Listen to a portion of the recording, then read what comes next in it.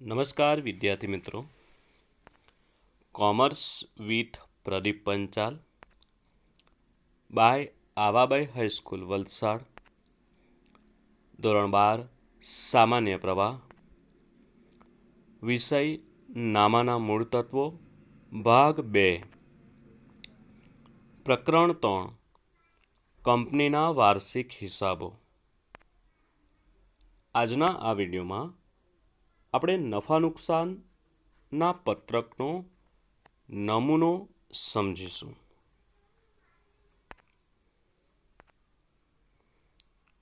Heading મારીશું. પહેલાં કંપનીનું નામ લખવાનું, ત્યારબાદ તારીખ, ખાલી જગ્યાના રોજ, પૂરા થતા વર્ષનું નફા નુકસાનનું પત્રક. ખાના બનાવીએ. વિગત, નોંધ નંબર, રકમ. નંબર 1,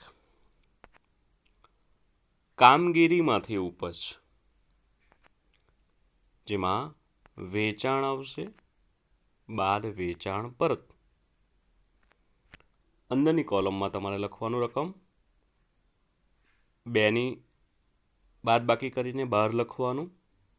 એને કહેવાશે કામગીરીમાંથી ઉપજ. વિદ્યાર્થી મિત્રો, ખાસ ધ્યાન રાખજો કે આમાં જે હેડિંગ જે હોય ને એ તમારે ક્રમમાં જ લખવાના આવશે. નંબર 2, અન્ય ઉપજો. અન્ય ઉપજમાં કઈ આવશે હું એ તમને ટૂંકમાં જણાવી દઉં. આપણે ભાગીદારી પેઢીના વાર્ષિક હિસાબો જોઈ ગયા છે. તો તેમાં આપણે જે નફા નુકસાન ખાતાની જમા બાજુ જે બધી આવકો જે લખતા હતા તે આપણે અન્ય ઉપજમાં આપણે લખવાની છે. એમાં મળેલ વ્યાજ, મળેલ ડિવિડન્ડ, ગાલખાત પરત, મિલકત વેચાણનો નફો વગેરે, આ બધાની રકમ અંદરની કોલમમાં લખવાનું. ત્યારબાદ બધી રકમનું ટોટલ બહાર લખવાનું અને એને કહેવાશે અન્ય ઉપજ. નંબર 3, કુલ ઉપજ. કુલ ઉપજ એટલે તો કામગીરીની ઉપજનું ટોટલ જે આપણે બહાર લખ્યું તે અને અન્ય ઉપજનું ટોટલ જે બહાર લખ્યું તે બેનો સરવાળો કરવાનો. તો એને કહેવાશે કુલ ઉપજ. ત્યારબાદ નંબર 4, ખર્ચાઓ. હવે ખર્ચાઓનું જે મેન હેડિંગ જે હું લખવાનું છું એ તમારે ક્રમમાં જ લખવાનું છે. આ બાબત તમારે ખાસ ધ્યાનમાં રાખવાનું છે. ક્રમમાં ન લખશો એટલે ખોટું કહેવાશે. ચાલો, ખર્ચામાં પહેલું છે ચોખ્ખી ખરીદી.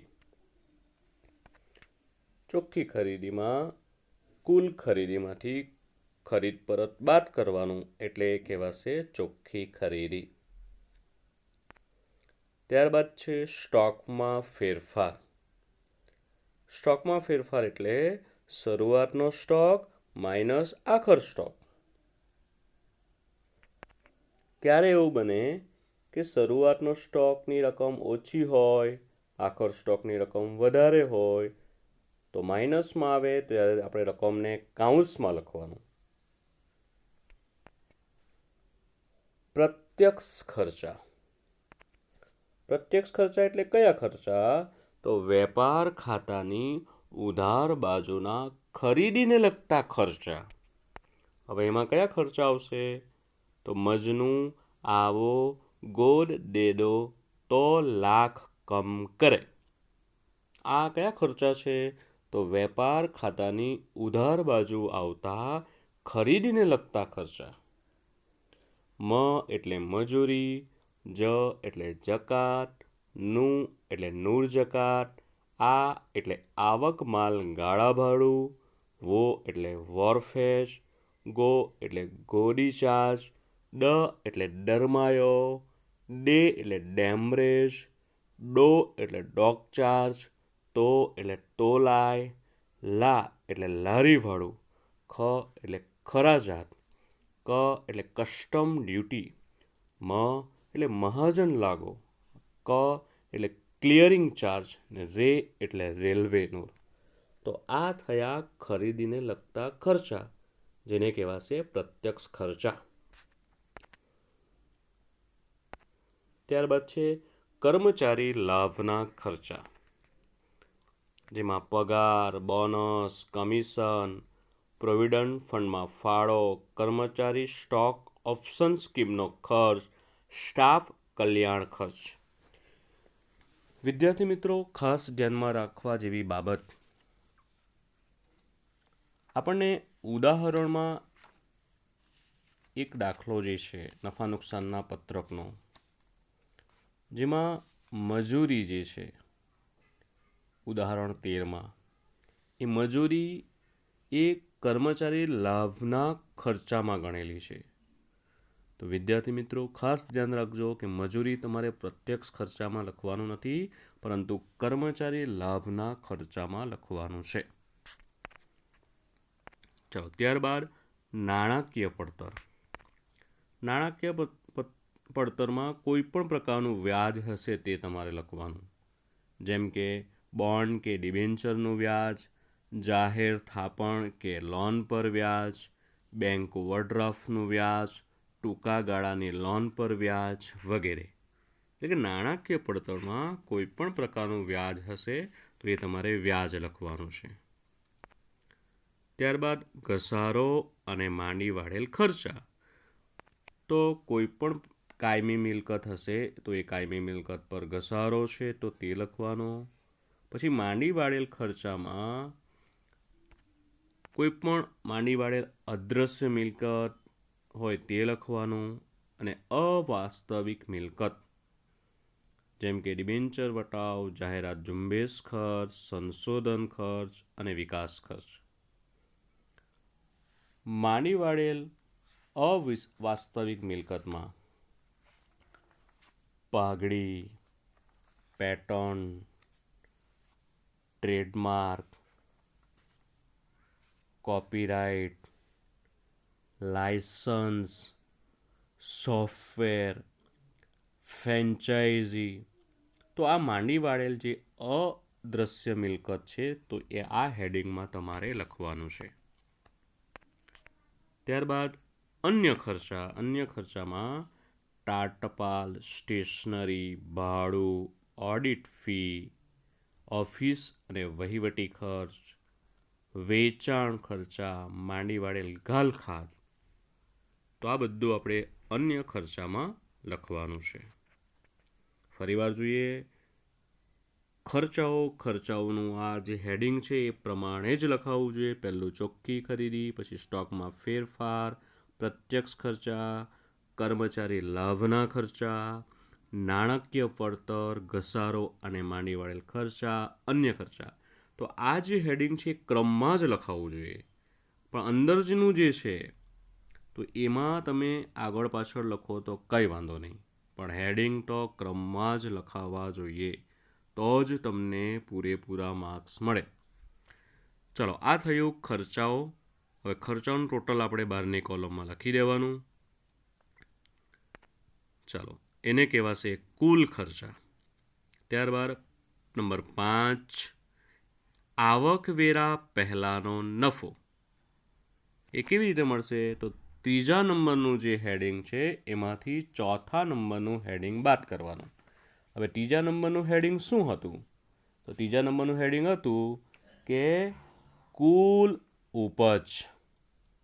હવે કુલ ઉપજમાંથી કુલ ખર્ચા બાદ કરવાનું, એટલે મળશે તમને આવકવેરા પહેલાંનો નફો. હવે તમને દાખલામાં એવું કીધું હોય કે આવકવેરાની જોગવાઈ કરવાની છે, અંદર ટકાવારી આપેલી હશે એ પ્રમાણે આપણે આવકવેરાની જોગવાઈ કરવાનું. તો ત્યાર પછી નંબર 6, આવકવેરાની જોગવાઈ એ કેવી રીતે કરવાનું? તો આવકવેરા પહેલાંનો ઉપર જે નફો આવ્યો એના અમુક ટકાવારી કીધી હશે એ પ્રમાણે આવકવેરાની જોગવાઈ કરવાનું.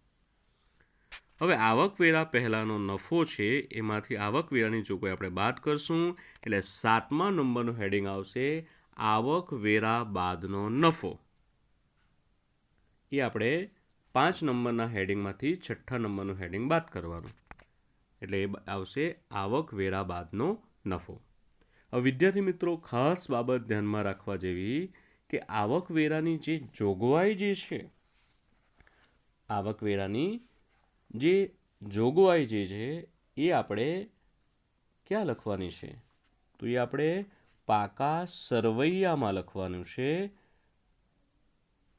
એ કયા હેડિંગમાં લખવાનું તો એ ટૂંકા ગાળાની જોગવાઈ કહેવાય. તો એ ટૂંકા ગાળાની જોગવાઈમાં આપણે લખવાનું છે. અને આવકવેરા બાદનો નફો એ ક્યાં લખવાનું તો એ પણ આપણે પાકા સરવૈયામાં અનામત અને વધારાનું હેડિંગ જે આવશે એમાં લખવાનું આવશે. તો વિદ્યાર્થી મિત્રો ખાસ બાબત ધ્યાનમાં રાખવાનું કે આ બે બાબત જે છે એ વિદ્યાર્થી મિત્રો ભૂલી જાય છે. તો તમારે આ બે ખાસ બાબત યાદ રાખવાનું કે આવકવેરાની જોગવાઈ એ પણ આપણે પાકા સરવૈયામાં લખવાનું છે અને આવકવેરા બાદનો નફો જે છે એ પણ લખવાનું છે.